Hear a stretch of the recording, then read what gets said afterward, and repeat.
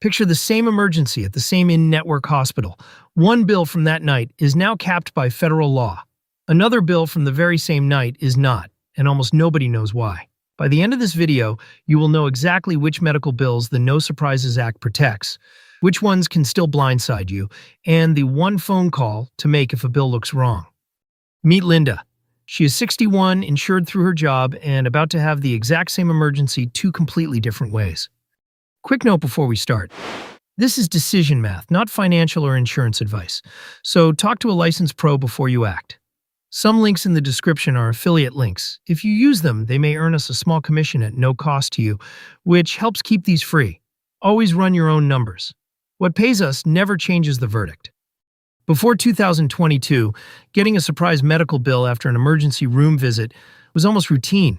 You could do everything right, pick an in-network hospital, and still get ambushed by one doctor inside it, who was not. A 2020 analysis found about 18% of emergency room visits produced at least one surprise bill.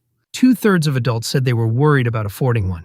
That fear and that math is exactly what pushed Congress to act. What they built protects a lot. It does not protect everything. And this video is about the part it leaves standing. On January 1, 2022, a federal law took effect. It's called the No Surprises Act. It sounds like a blanket fix. It is not. It protects three specific situations, on purpose, and it leaves real gaps in between them. Some of those gaps are by design, some are just by omission. Those gaps are exactly where people still get blindsided today. That's true years after the law passed. Knowing the difference is the entire point of this video. Three situations are protected, no matter what network your plan runs. Emergency room care, at any hospital in network or not, even if the ambulance took you to the wrong door on purpose. An out-of-network doctor who treats you inside an in-network hospital without your signed consent. Think anesthesiologists, radiologists, and pathologists you never actually chose. And air ambulance flights, the helicopter version of the same ambush. In every one of these, you pay in-network cost sharing only, and the rest gets settled behind the scenes. Here is Linda's night. Take one. Chest pain, real and frightening. Her husband drives her to their in-network hospital. It's the one on her plan's own list. The doctor who treats her is out of network. She never chose him. She had zero say in that. She did not pick that doctor. Nobody in her situation ever does. Run the doctor's bill both ways. Before 2022, an out-of-network emergency room doctor could bill her directly, and that was completely allowed. After 2022, Linda pays in-network cost sharing only, full stop. That in-network amount is not made up. It is pegged to the median rate her own plan already pays in network doctors for that exact service in her area. The doctor and her insurer settle the rest between themselves, and she never sees that fight on her bill. Now change one fact. Instead of her husband driving, Linda calls 911. A ground ambulance responds instead. Same hospital, same protected emergency room doctor. But the ambulance company can be a completely different story.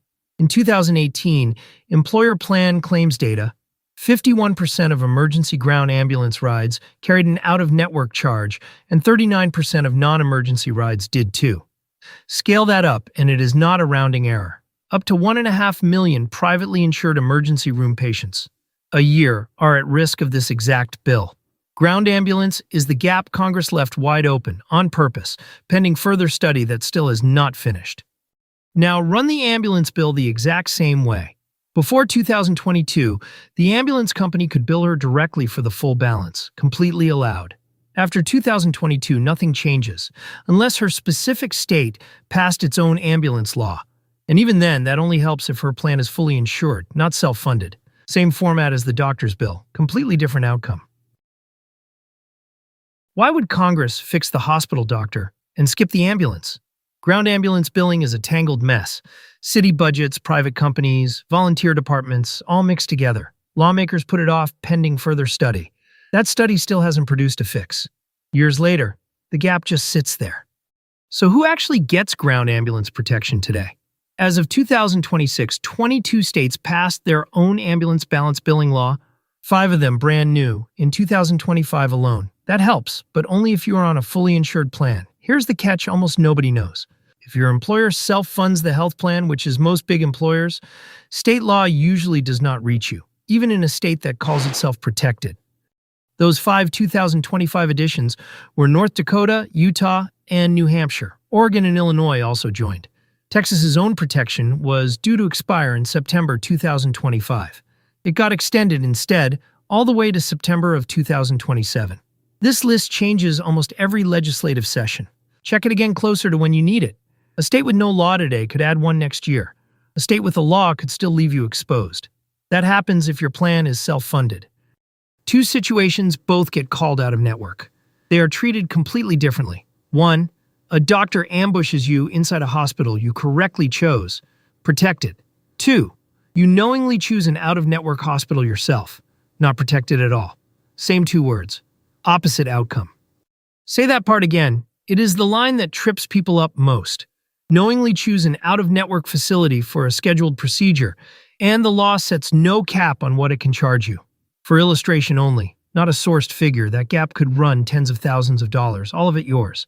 Protection follows your situation, not the phrase out of network itself.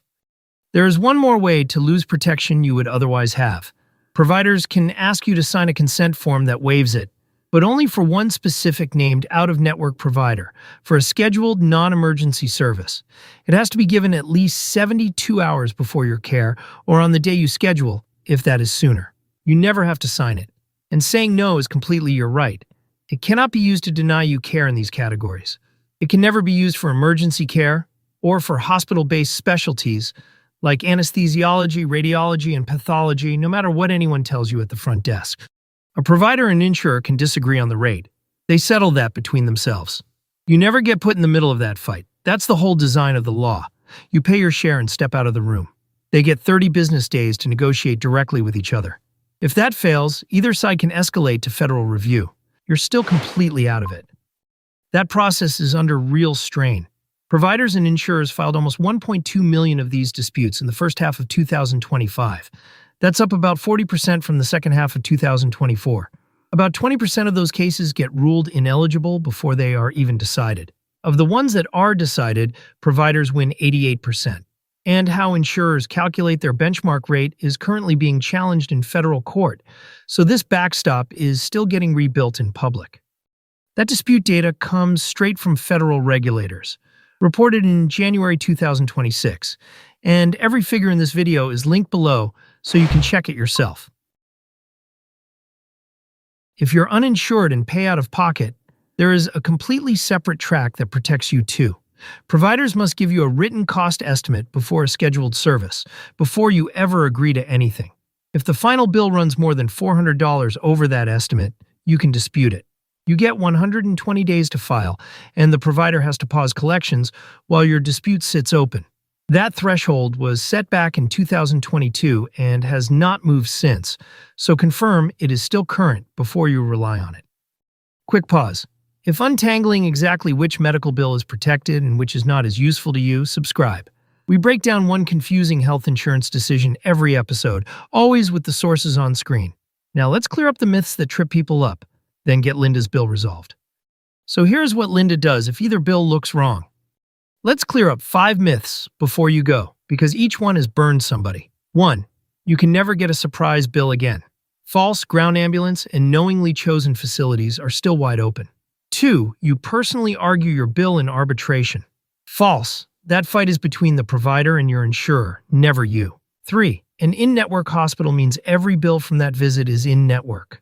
False. Not if you sign away that protection with a consent form. 4. Ambulance rides are covered like everything else now. False for ground ambulance specifically, only air ambulance is covered. 5. Your state's ambulance law covers you no matter what plan you have. False self-funded employer plans usually sit outside it, and most big employers self-fund. So what do you actually do? This is the moment a bill like this shows up wrong. First, confirm the date of service falls after January 1, 2022, since that is when protection started. Second, figure out which bucket the bill falls into: emergency care, an ambush provider, air ambulance, ground ambulance, or a hospital she knowingly chose out of network. Third, for a ground ambulance bill specifically, check her state's law and whether her plan is self-funded, not just the plan's name on the card. Fourth, if she is uninsured, pull out her written estimate and check the $400 line. And finally, before paying anything at all, call the No Surprises help desk. Save the number on screen. The No Surprises Help Desk. It is staffed 8 in the morning to 8 at night, Eastern Time, 7 days a week, and you can also file a complaint online before you pay a single disputed dollar. So here's the honest verdict. The No Surprises Act protects you by situation, not by network status. Emergency care, an ambush provider inside an in-network hospital, and air ambulance are capped by law automatically, with no paperwork on your end. Ground ambulance, a signed consent form, and a hospital you knowingly chose out of network are not, and no amount of hoping changes that. For Linda, the emergency room doctor's bill was capped automatically. The ambulance bill was not, so she's the one who had to check it herself, and now you know exactly how. One more thing. Every number in this video is linked in the description, pulled straight from the source. We do not make these up. Go check any of them yourself. That is the honest map of in-network versus out-of-network. The 3 situations that are protected, the 3 real gaps that are not, and the 1 phone call that starts every fix. Next time, we run the real math on bronze versus silver versus gold versus platinum plans, and which metal tier actually saves you money. That one is right here. See you there.